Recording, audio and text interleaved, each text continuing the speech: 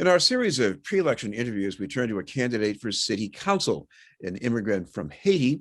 He would eventually become the city's manager for international partnerships, along with working on intergovernmental relations and being a liaison between the mayor's office and city council. We'd like to welcome a candidate running at large, James Reginald Colimon. Thank you very much for being with us, James. Thank you for having me, Chris. Thank you so much for this opportunity to speak with you and to speak with our viewers in Boston. James, you were born in Port-au-Prince. You came here roughly 30 years ago. Tell us a little bit about your transition to life in Boston, some good things and some bad things. Chris, thank you so much. For like many of that came here prior to me, I came here for opportunities to join my family here in Boston. This is the city and the country that gave me everything that I have right now. I'm very indebted to the city and to the country. It's also the city that robbed me of my innocence. That's where I experienced discrimination, racism, stereotyping. And these are the reasons why I decided to make sure that I became a public servant, to make sure that I give back, to make sure that I help educate others about that we all striving for the same basic needs, a better life for ourselves. When your neighbor prospers, you prosper as well. And these are the things that I want to make sure that we have conversation about.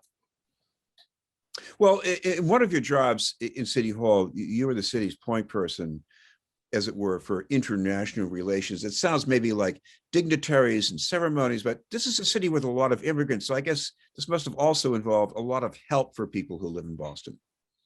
Yes, indeed. Actually, Chris, I started my career with Mayor Menino in the Office of No Bostonians. And that's where the Office of No Bostonians, wanted to make sure that people are at the center of what's happening in Boston as opposed to the margin.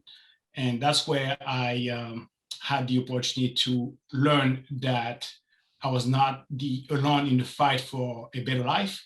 That's where I experienced that where others that came here prior to me or with me did not learn how to speak English. That's where we started the English for No Bostonians program, for instance. This is where I pioneered a program for immigrants, an immigration clinic that is still in existence today.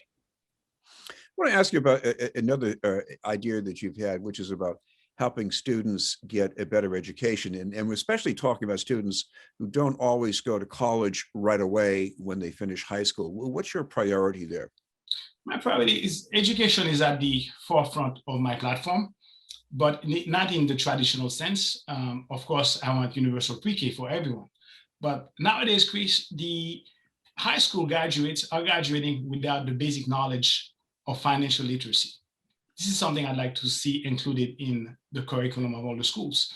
They cannot read properly. And college is not for everyone. However, I just want to make sure that those that are going to college, they have a path. They don't get themselves into debt for over $100,000 and getting jobs that pay them $40,000 to $50,000. And as an immigrant, I was told that I had to go to college. There's no if, no but about it. So I did, and I'm still in debt right now for that education. So I'd like to see we need to re-energize our vocational training program. We need to have vocational program, technical programs in other schools as well, not only at Madison Park. We need to find out what others are doing better than us so that we can do the same thing. We need to create paths for the kids that are graduating high school, but it has to start very early on in the 9th grade, for instance, with guidance counselors guiding kids saying, okay, what do you like? What do you want to do in the future? 40% of kids do not know what they want to do after high school. So if we start early on, we should be able to create a path for them. They can have meaningful jobs and they can be productive members of society. I cannot recall the last time a plumber came to my house. I didn't have to spend over $150. And sometimes you have to wait for several days. That means there is a need. With $4 trillion on the table right now from the current administration, we're going to have a lot of jobs in infrastructure. We have to prepare everyone for the jobs of tomorrow. And furthermore, a lot of people lost their jobs last year during the pandemic. We need to make sure that some of those jobs will never go back, will never come back. So we have to make sure that not only high school graduates, but older individuals that want to have a vocation that they've always had a passion for, they never had the opportunities to bring to fruition. For instance, the two community colleges we have, Bunker Hill and Roxbury, why not have some kind of a program in those schools as well? I know I want to go back to something you said earlier about students, especially students from other countries, not learning to read really in the Boston schools.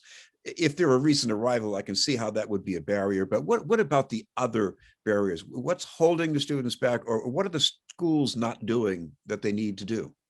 Again, we have to start at the very, very early stage of education. A lot of people will say, well, parents, that's the job of a parent to read. But we have reading people that are trained for these kind of things. We need to make sure that if a parent cannot read to a child at night, when they go to school, they have to have a basic understanding of what they're reading. Reading comprehension, they're not understanding what they're reading properly. I mean, not every parent can read.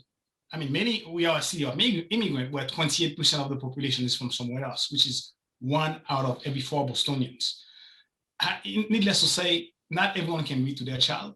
So we need to make sure that we do, it's a disservice to them and to our society if they cannot read properly. I want to ask you about one of the public safety issues that's getting a lot of attention right now, even though it sounds sometimes like a quality of life issue.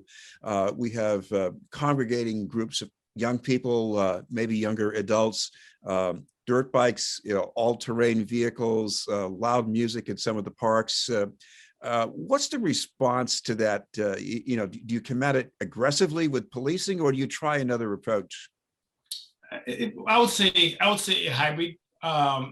This is something I'm hearing from many people in the city, and this is something that's not the first year we are experiencing that. This is something that has been coming every summer. We know about it. So I would strongly suggest a strong outreach campaign prior to the better season. I mean, people have been locked up for lack of better words, in their homes. They are so excited to be out there again, but we have to make sure that people understand that the nuisance that they causing not only to themselves, but also the danger, because some of them can get killed. And we need to make sure that we do some outreach campaign to the communities prior to the season starting. And also, again, community policing, we are one of the best in the nation when it comes to community policing. Have people out there reach out to the leaders of those communities, and so we can work collaboratively so that we don't have to have these kind of issues. Well, I think it's fair to say that all people at their age like to go places every so often where they can have fun, have their music, maybe dance. And it looks to me right now in Boston, even before the pandemic, there weren't many places where they could go and feel welcome. Well, this is, again, we are a community of many from diverse nations, like where over 140 different languages are spoken. We have to be, again, it's also about outreach, to make sure that, you should be able to enjoy yourself, to share your culture with others. But at the same time, you have to know that you have to do it in a way that does not become a nuisance to others.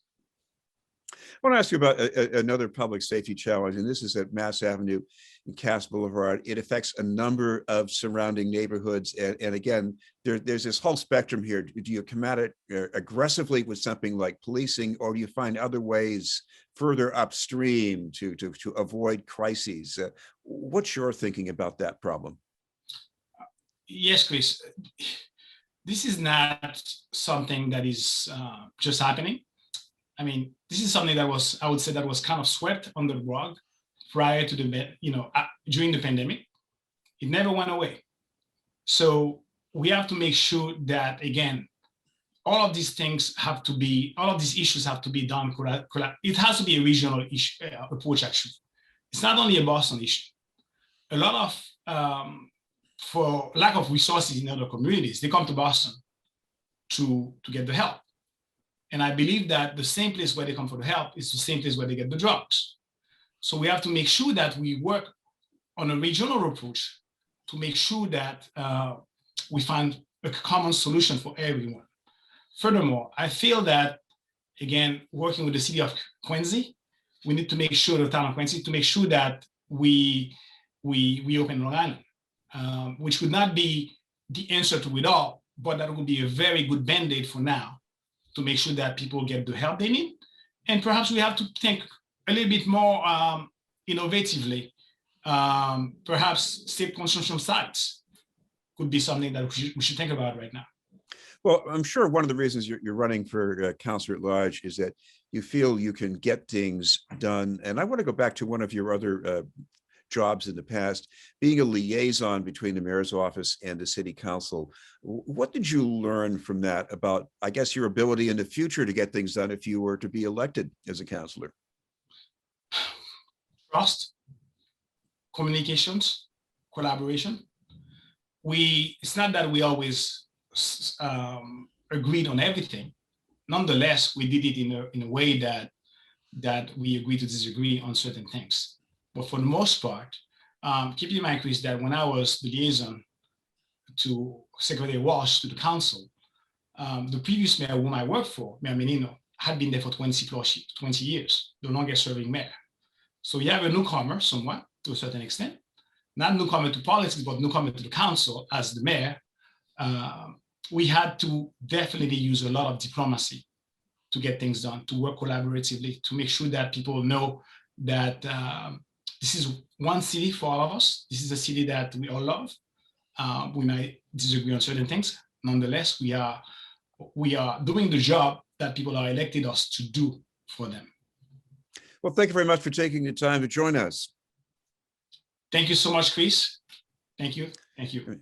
Nice to meet you very much. That's James Reginald Colimon, candidate for Boston City Councilor at large. We'll have more news in just a moment.